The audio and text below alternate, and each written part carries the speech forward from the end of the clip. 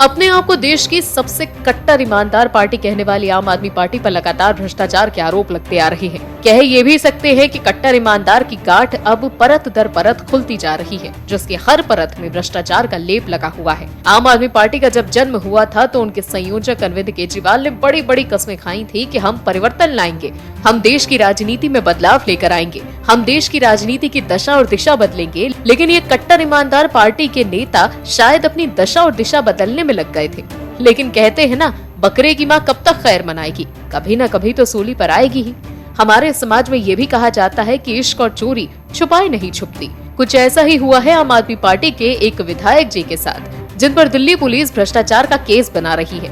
कौन है आम आदमी पार्टी के ये विधायक जो दिल्ली पुलिस के रडार पर हैं? चलिए बताते हैं आपको। कृष्णानगर से आम आदमी पार्टी विधायक एसके बग्गा पर भ्रष्टाचार का केस चलाने की विधानसभा अध्यक्ष रामनिवास गोयल से अनुमति न मिलने पर दिल्ली पुलिस की भ्रष्टाचार निरोधक शाखा दिल्ली हाईकोर्ट का रुख करेगी।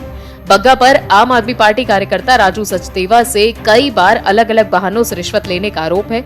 शिकायतकर्ता के अनुसार बग्गा उनसे कई बार रुपए मांग कर चुके हैं और उन्होंने उन्हें दिए भी हैं। इसके बाद 7 नवंबर साल 2015 को न्यू गोविंदपुरा के गांधी पार्क में दिवाली उत्सव आयोजित करने और उसमें मुख्यमंत्री अरविंद केजरीवाल को बुलाने को लेकर बग्गा ने उनसे 5 लाख रुपए मांगे थे। इस बात की शिकायत उन्होंने मुख्यमंत्री अरविंद केजरीवाल से भी की थी, लेकिन कोई कार्रवाई नहीं हुई और इसीलिए उस कार्रवाई के न होने पर उन्होंने कॉल रिकॉर्डिंग के साथ एसीबी से शिकायत की। इस मामले में 9 मार्च 2018 को एसीबी ने केस दर्ज किया था। फॉरेंसिक लैब में बग्गा की आवाज का फोन कॉल की आवाज से मिलान किया गया और उसे सही पाया गया। अब देखना है कि तीसरा कट्टर ईमानदार नेता भी जांच एजेंसी के रडार पर रहेगा या कट्टर ईमानदार मंत्री के तर्ज पर भ्रष्टाचार के लिए जेल जाएगा, क्योंकि केजरीवाल के कट्टर ईमानदार नेता सत्येंद्र जैन जेल की हवा खा रहे हैं, वहीं मनीष सिसोदिया जांच एजेंसियों के रडार पर है। ऐसे में अब केजरीवाल के एक और नेता पर भ्रष्टाचार का आरोप लगना आम आदमी पार्टी के लिए बड़ा झटका है। आम आदमी पार्टी की मुसीबत कम होती नहीं दिख रही। पार्टी के बड़े नेता एक के बाद एक फंसते जा रहे हैं। अब पार्टी के सांसद संजय सिंह की मुश्किलें बढ़ गई हैं। संजय सिंह पर गिरफ्तारी की तलवार लटकने लगी है।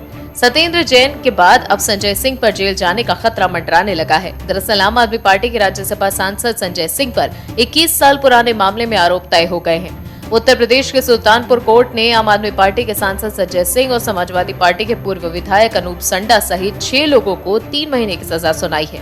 एमपी एमएलए कोर्ट ने 21 साल पुराने इस मामले में इन सभी 6 लोगों पर 1500 रुपए का जुर्माना भी लगाया है। हालांकि कोर्ट ने इन लोगों को सजा के खिलाफ अपील दायर करने का मौका देते हुए सभी की जमानत भी मंजूर कर ली है। वहीं इस सजा के बाद सांसद संजय सिंह तिलमिला गए हैं।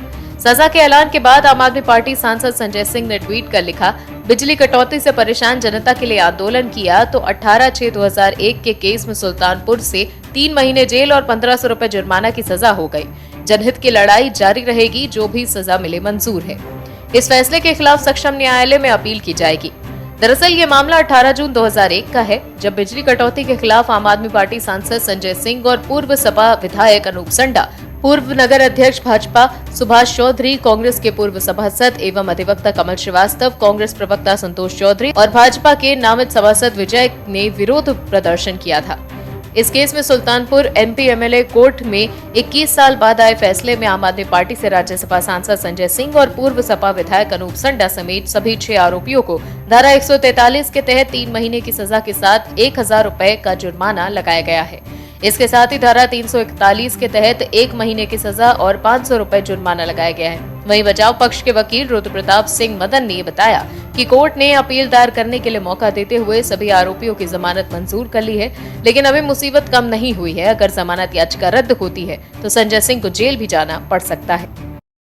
दिल्ली की सत्ता पर काबिज होने के बाद से ही सीएम अरविंद केजरीवाल केंद्र की मोदी सरकार पर हर चीज का ठीकरा फोड़ते आए हैं। दिल्ली की अरविंद केजरीवाल सरकार एक बार फिर सुप्रीम कोर्ट के दरवाजे पर खड़ी है। मामला है दिल्ली में अफसरों की पोस्टिंग ट्रांसफर का। दिल्ली सरकार ने सुप्रीम कोर्ट में अपना रोना गाते हुए कहा कि साहब, हमारी हालत तो दिल्ली नगर निगम से गई गुजरी है। मामला वही पुराना है। दिल्ली में अफसरों की पोस्टिंग ट्रांसफर को लेकर जो दिल्ली सरकार और उपराज्यपाल के बीच अक्सर गतिरोध का कारण बनती है। क्या कुछ कहा आम आदमी पार्टी ने सुप्रीम कोर्ट में और सुप्रीम कोर्ट ने इस पर क्या कहा, चलिए आपको बताते हैं। दिल्ली सरकार ने अधिकारियों की ट्रांसफर पोस्टिंग का अधिकार दिल्ली की चुनी हुई सरकार के दायरे से बाहर करने की केंद्र सरकार की अधिसूचना का विरोध करते हुए कहा कि नौकरशाहों को मंत्रियों के प्रति जवाबदेह होना चाहिए। दिल्ली सरकार ने कहा कि मंत्री विधानमंडल के प्रति जवाबदेह होते हैं और विधानमंडल जनता के प्रति जवाबदेह होता है। ये 3 स्तरीय प्रणाली से ही व्यवस्था चलती है। सिविल सेवाओं पर नियंत्रण के बगैर कोई सरकार कैसे काम कर सकती है? केंद्र की अधिसूचना के मुताबिक सिविल सर्वेंट दिल्ली की चुनी हुई सरकार के नियंत्रण से बाहर है। ऐसा कैसे हो सकता है? ऐसा करने से सरकार जो नीतियां बनाएगी उसे लागू करने वाली सिविल सर्विस ही होती है और वो जनता के प्रति जवाबदेह नहीं होगी। दिल्ली सरकार ने दलील दी है कि अगर सरकार के पास अधिकारियों की नियुक्ति और ट्रांसफर की शक्ति नहीं होगी तो सरकार काम नहीं कर सकती। सरकार का काम प्रभावित हो रहा है। सुनवाई के दौरान पीठ ने भी कुछ सवाल किए। पीठ ने कहा कि दिल्ली के मामले में संसद राज्य सूची और समवर्ती सूची दोनों पर कानून बना सकती है। अगर ऐसा है तो दिल्ली सरकार के पास क्या शक्ति है? सिंघवी ने कहा कि दिल्ली के नगर निकायों को भी अपना स्टाफ नियुक्त और नियंत्रित करने का अधिकार है। उन्होंने कहा कि रोजाना के कामकाज को नियंत्रित करने के लिए 2 स्तरीय व्यवस्था नहीं हो सकती। ऐसा नहीं हो सकता कि सिविल सर्विस एक पॉलिटिकल एग्जीक्यूटिव के नियंत्रण में हो और काम दूसरे पॉलिटिकल एग्जीक्यूटिव के लिए करे। मामले में बहस जारी रहेगी। इस मामले में आईएएस एसोसिएशन ने भी अर्जी दाखिल की है। दिल्ली सरकार को समझने की जरूरत है कि अधिकारी जनता के प्रति लोकतंत्र में जवाबदेह होते हैं। आखिर क्यों आप उसे अपने प्रति जवाबदेह बनाना चाहते हैं? क्या इस याचिका के पीछे दिल्ली सरकार की सोच में कुछ और पल रहा है या कुछ अनैतिक है? इसका जवाब तो दिल्ली सरकार ही दे सकती है। बिहार की मिट्टी की राजनीति बड़ी ही लचीली है। कौन कब क्या कर जाए किसी को पता नहीं होता। बिहार के भावी मुख्यमंत्री नीतीश कुमार ने जिस तेवर के साथ महागठबंधन में सरकार बनाई, शायद अब वो अपनी इस गलती को समझ चुके हैं, क्योंकि जिस पार्टी के साथ गठबंधन में बिहार चलाने का दावा वो ठोक रहे थे, उस पार्टी के नेता नीतीश कुमार को घेरने से पीछे नहीं हट रहे। और इन्हीं सब स्थितियों को देखकर यही लग रहा है कि पलटू राम फिर पलट सकते हैं। आपको बता दें, बिहार में आरजेडी और जेडीयू में खटपट जारी है। बिहार के डिप्टी सीएम तेजस्वी यादव की चेतावनी के बावजूद आरजेडी के विधायक और नेता सीएम नीतीश कुमार पर हमला बोलने से नहीं कतरा रहे। अब आरजेडी के वरिष्ठ नेता शिवानंद तिवारी ने नीतीश की समाधान यात्रा पर सवाल खड़े कर दिए हैं। उन्होंने कहा कि सीएम की यात्रा में आम जनता की समस्याओं का समाधान नहीं हो पा रहा है। इससे पहले आरजेडी विधायक सुधाकर सिंह और विजय मंडल भी नीतीश पर हमला बोल चुके हैं। आरजेडी के राष्ट्रीय उपाध्यक्ष शिवानंद तिवारी ने बुधवार को मीडिया से बातचीत में कहा था कि मुख्यमंत्री नीतीश कुमार की समाधान यात्रा में आम जनता की समस्याओं का समाधान नहीं हो रहा। जिले के अधिकारी कुछ चिन्हित स्थानों को दिखाते हैं जो पहले से तय होते हैं। ये चुनाव का वर्ष है, जनता की समस्याओं का समाधान किया जाना चाहिए। सरकारी दफ्तरों में लोगों का काम कैसे आसानी से हो, ये सुनिश्चित किया जाना चाहिए। अधिकारियों के भरोसे नहीं रहना चाहिए। शिवानंद ने कहा कि उन्होंने जीवन भर लालू, नीतीश और रामविलास के साथ कंधे से कंधा मिलाया है, ठैया लगाया है। ऐसे में उनके राजनीतिक और नैतिक फर्ज को निभाने का उन्हें अधिकार है और गलत को गलत बोलने का भी अधिकार है। बिहार गांधी, जेपी और लोहिया की भूमि है। ये भाजपाइयों के हाथों में चला जाए, ये वो संभव नहीं होने देंगे। बिहार में महागठबंधन सरकार बनने के बाद मुख्यमंत्री नीतीश कुमार की आलोचना करने वाले शिवानंद आरजेडी के तीसरे नेता हैं। सुधाकर सिंह के विवाद को गहराते देख डिप्टी सीएम तेजस्वी यादव ने अपनी पार्टी के बड़बोले नेताओं को चेतावनी दी थी। तेजस्वी ने कहा था कि नीतीश कुमार महागठबंधन के नेता हैं। उनके खिलाफ कोई भी बयान देने का अधिकार आरजेडी के सिर्फ लालू प्रसाद यादव और खुद उन्हें है। इसके अलावा कोई भी नीतीश के खिलाफ बयानबाजी नहीं कर सकता। उन्होंने सुधाकर सिंह को भी चुप रहने और साथ ही कार्रवाई झेलने की चेतावनी दी थी।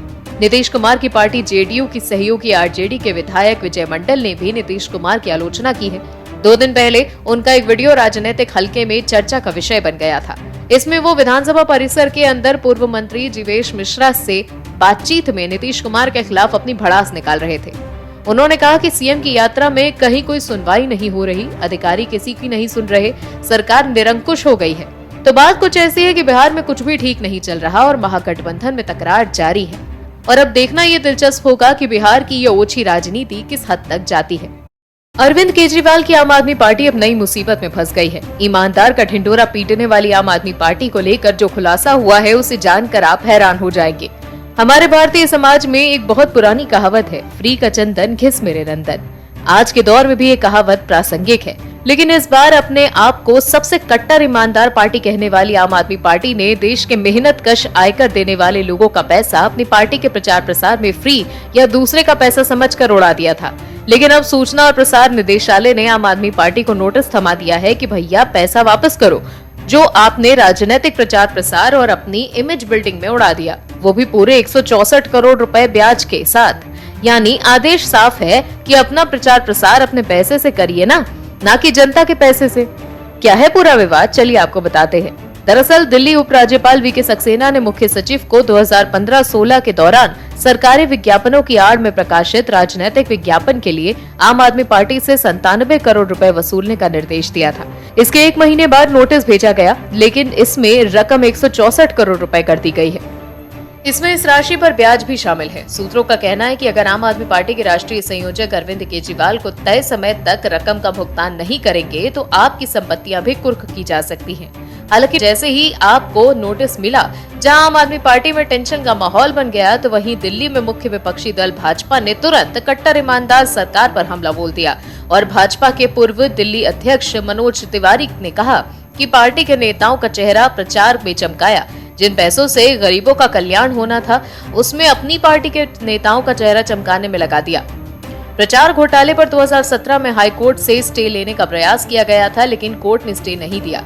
आम आदमी पार्टी के बैंक खाते तुरंत सीज करना चाहिए। कार्यालय सरकारी है, उसे अटैच करने से क्या होगा? दिल्ली की जनता चाहती है कि आम आदमी पार्टी का खाता और जिन नेताओं का चेहरा प्रचार घोटाले से चमका है, उनका खाता भी सीज हो।